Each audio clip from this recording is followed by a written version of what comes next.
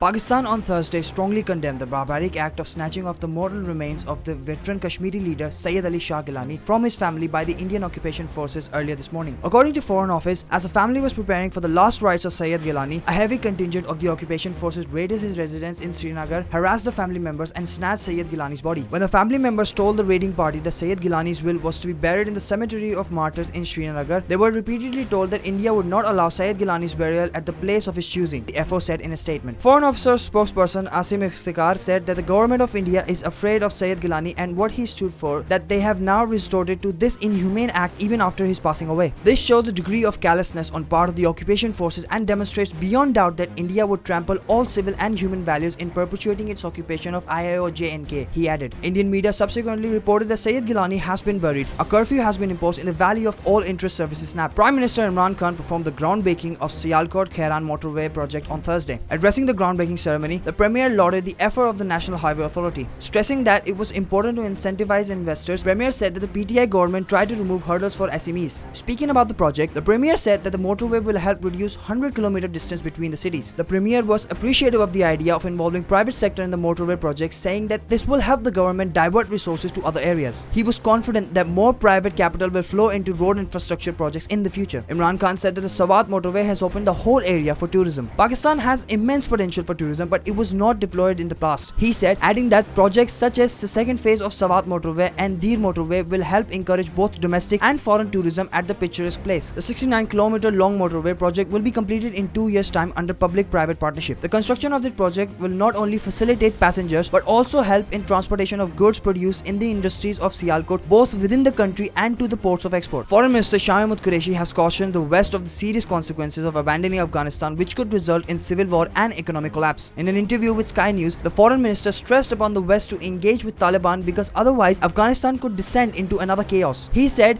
it will give space to the organization we all read, the international terrorist organization, that we do not want their footprint to grow in Afghanistan. That's a dangerous option. That's an option of abandonment of Afghan people, he said, adding that a similar mistake was committed during the 90s. Qureshi urged the international community not to repeat the same mistake again. To a query regarding withdrawal of foreign forces, Qureshi said that there was a failure to listen to Pakistan's concern as the withdrawal process was not responsible or orderly. Pakistan was persistently emphasizing that peace and dialogue process and withdrawal of foreign forces should be simultaneously carried out, he added. The foreign minister termed the initial statements from the Taliban leadership positive and encouraging, adding that West should test them to make sure that they were true to their word. He expressed hope that Taliban would act responsibly. They should have learned from their mistakes, he added, adding that the attitude and the approach they were taking was reflective of a different approach. If they are sensible, they should, in my view, respect international opinion and international norms, the foreign minister further added. The minister opinion that Afghans would need humanitarian and financial assistance, otherwise there would be an economic collapse. President Dr. Arif Alvi on Wednesday signed the Election Ordinance 2021 under Article 89 of the Constitution of Pakistan, binding the elected members to take oath within 60 days of the commencement or to the first sitting of the maiden session of the parliament. The amendment was made to Section 72 of the Election Act 2017. According to the press release, under the amendment, members would have to take oath within 40 days of promulgation of the ordinance. In case of failure to take oath within the mandatory period, seats of elected members of Senate, Assembly and local government would become vacant. Meanwhile, the President also signed Pakistan Council of Research for Water Resources Ordinance 2021. The amendment was made under Section 16 of the Act 2007. The Council would make appointments for the better performance and discharge of duties of the institute. It also gets the power to hire services of advisor and experts on contract basis. The President also approved a summary regarding appointment of Muhammad Sayyidullah on deputation as Judge of the Accountability Court, Rawalpindi. The President granted his consent on a summary regarding institution of proceedings against Khwaja Shaukat Hussain, a grade 20 officer in National School of Public Policy under Civil Servant Rules 2020. The Pakistan Muslim League Nawaz has decided to approach other opposition parties to form a joint committee to stop the PTI government from establishing the Pakistan Media Development Authority. The decision was taken by PMLN President Shehbaz Sharif while chairing an important consultative meeting to his party over the PMDA. The party decided that it would use all means and platforms to ensure that the bill is not passed for the establishment of draconian body that seeks to gag media freedoms. He also shared with the PMLN his in-depth consultation with the leaders of the media bodies. He said that all representative bodies of media had outrightly rejected the PMDA. None of the stakeholders were consulted over this so-called bill and no proposal or perspective was sought. Representative bodies of the media were kept out of the entire discussion-making process, said the opposition leader in the National Assembly. He added that this was because the government was not looking to legislate with a progressive mindset, but it is bent on subjugating of Pakistan media. If this black law is passed, then the right of freedom of expression in Pakistan would be completely wiped out, which is why PMLN would do everything in its power and more to block the path of unconstitutional body, said said Shehbaz. Speakers at a seminar have stressed the need for raising awareness and ensuring enforcement of laws for curbing the menace of corruption. Corruption is the root cause of evils in all sectors. It affects the economic activities, local and foreign investments, and leads to poverty, they said while speaking on a session on anti-corruption and character building at the Lahore Chamber of Commerce and Industry. National Accountability Bureau Director Syed Mohammad Hussain said that the institution was determined to eliminate corruption through awareness and enforcement of the laws. He highlighted different types of white-collar crimes and measures taken by the NAB to recover hard-earned money of the masses. The NAB wanted to become a credible, effective, efficient, and a dynamic anti-corruption organization to create a corruption-free society, Hussain added. The LCCI President Mia Tariq Misbah said that his institution had always advocated for strong measures for making Pakistan a corruption-free country. The LCCI acknowledges the importance and efforts of the NAB as Pakistani's apex or cooperation organization. Through this event, the representatives of the business community would be made aware about the adverse impact of corruption, particularly on the economic progress of the emerging economies such as Pakistan. The Ministry of Industry and Production has invited the Union of Small and Medium Enterprises on Thursday for final review of SME Policy, a statement said. The ministry has decided to complete the pending SME Policy and submit it to Prime Minister Imran Khan for consideration. Federal Industry and Production Manager Khusro Bakhtiar will preside over the meeting with the participation from all the provincial chiefs and chief executive. Federal Industries and Production Minister Khusro Bakhtiar will preside over the meeting with the participation from all provincial chiefs and chief executive officer of Small and Medium Enterprise Development Authority and senior officials of other ministries. UNICEF President Zulfikar Thewar said that the SME policy has been under study by experts before the PTI formed the government, and almost every month it was reported that the SME policy would be announced, but unfortunately the sector is still awaiting it. Thewar said, "We still cannot believe it until it is approved by the cabinet and signed by the Prime Minister and declared as a policy." Thewar said that the SME promotion and development is not a charity, but it is the duty of the state. The state owes it to the underprivileged sector to make life easy for them and ensure their growth to enable them to join the mainstream. Power was being restored in Karachi after the National Transmission and Dispatch Company restored the supply to the city's electricity provider K Electric. The latest update shared on K Electric's Twitter page said that the power was restored in 68 grid stations, adding that its teams were on high alert to power up the metropolis. The areas where electricity has been restored includes Gulshan-e-Iqbal, Federal B area, North Karachi, Surjani, Malir,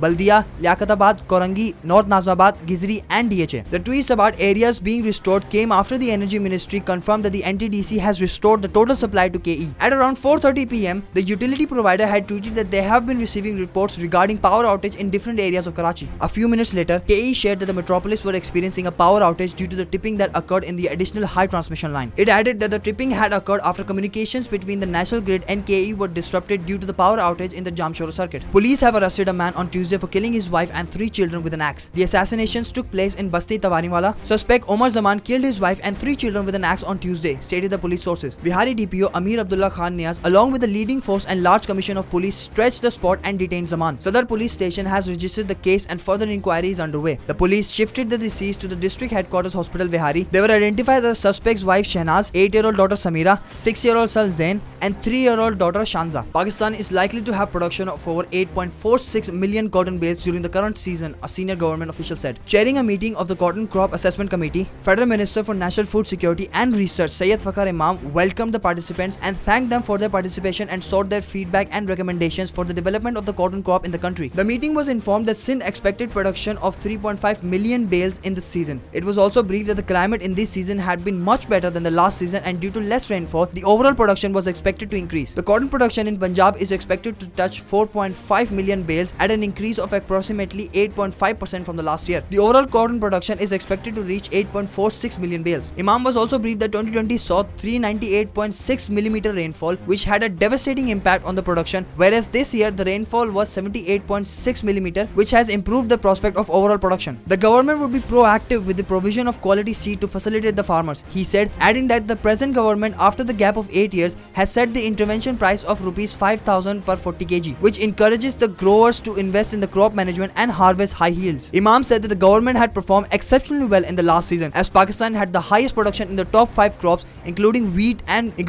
with the record production of 27.5 million tons. The successful strategy of Prime Minister Imran Khan and his economic team were bearing fruits, an official said. In a tweet, Minister of State for Information and Broadcasting Farooq Habib said that it was a good omen that the tax collection has crossed the target from the start of the financial year 2021-22. The revenue of 434 billion rupees was collected in August 2021, which was 85 billion rupees more than a target of 349 billion rupees, he said, adding that last year this amount was 300 billion in August. In July-August 2021, the revenue of 850 billion rupees was collected, whereas in July-August 2020, the amount was 603 billion rupees. In the first 2 months of the fiscal year 2021-22, tax collections have increased 41%. He said, adding that during the Pakistan Muslim League era, refunds were withheld, advance tax was collected, and artificial data was released to hoodwink the masses. However, the Pakistan Tehreek-e-Insaf regime released the refunds worth 364 billion rupees in the last fiscal year, Habib said, adding that other measures taken by the PTI government included prevention of smuggling, which had also increased the tax collection. Chief of Army Staff General Qamar Javed Bajwa on Wednesday met with the National Olympians who represented Pakistan in the Tokyo Olympics 2020, the Inter-Service Public Relations said in a press release. In the meeting, the Chief of Army Staff met with the National Olympian Arshad Nadeem, who represented Pakistan in the Javelin throw competition, Talha Talib, who represented the country in the weightlifting competition. He also met with Olympians who represented the country in shooting competition, Ghulam Mustafa Bashir,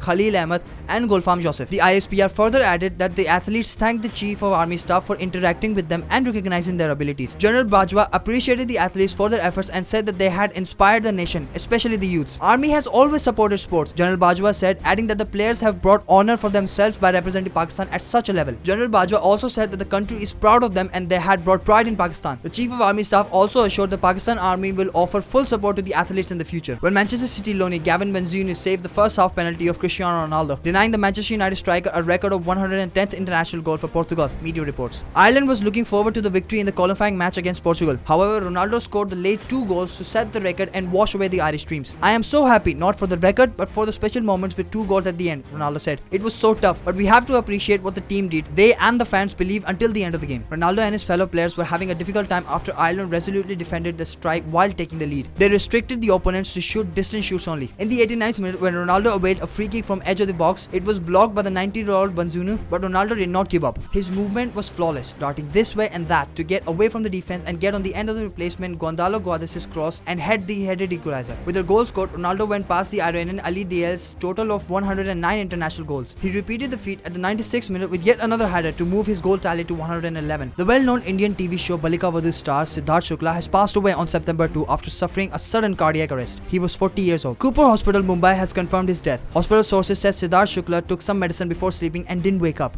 Later, the hospital officials confirmed that he passed away due to a massive heart attack. The post-mortem is underway and the body will be released soon. He was brought dead to the hospital some time ago, the senior Cooper Hospital official said. A number of celebs, as well as his fans, flooded Twitter with sincere condolences to mourn the devastating loss. Siddhart Shukla began his career as a model and made his acting debut in the Indian TV show Babul Ka Angan Chute Na. Born on December 12, 1980, he was widely known for his role in the long-running television show Balika Vadhu. Apart from his television appearances, Siddhart Shukla made his Bollywood debut in 2014 with Humpty Sharma Ki Dulhania, where he had a supporting role. His last screen outing was Ekta Kapoor's popular show Broken But Beautiful 3, in which he played a role of Agastya. The versatile actor was also linked with Bigg Boss Season 13 co-contestant Shehnaz Gill. The couple has created many romantic moments together and left their fans to gush over the chemistry. Note that Shukla is survived by his mother and 2 sisters. Tom Cruise's fans appear to be disappointed that the much-anticipated films Top Gun Maverick and Mission Impossible 7 has been postponed until 2022. The blockbuster films have been put back again due to the Delta variant increase in the ongoing coronavirus epidemic, which has caused several delays. Tom Cruise's appearance in Mission Impossible 7 and Top Gun Maverick will have to wait even longer. According to rumors, the movie will now be released only few months apart. The release date for Top Gun Maverick has been pushed back to May 27, 2022, and the last Mission Impossible film will be released on September 30, 2022. Due to the first wave of the COVID-19 pandemic, Maverick was initially scheduled to launch on June 24, 2020, but was pushed back to December 23, 2020. Before the current postponement, it had release dates stated for July 2, 2021 and November 19, 2021. Mission Impossible 7 was first pushed out from July 23, 2021 to November 19 until Maverick took over and moved it back to May 27, 2022. The announcement comes after a 30-minute clip of Maverick was shown at CinemaCon last week. Asim Azhar is trending on Twitter for all the right reasons. Heartthrob singer and musician Asim Azhar has facilitated his fans for the immense support he received throughout his career as he completed 8 years in the industry. In a social media post while sharing a video, Asim said, "Wow, 8 years. I swear it feels like yesterday. A bit speechless on how fast time flies and your love for the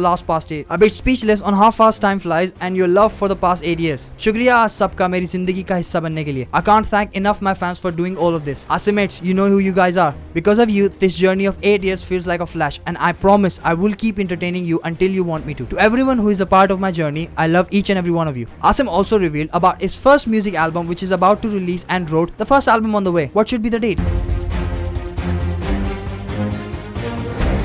बोल briefs की video सबसे पहले देखने के लिए बोल briefs के channel को सब्सक्राइब करें और बेल आइकन पर क्लिक करना ना भूलें।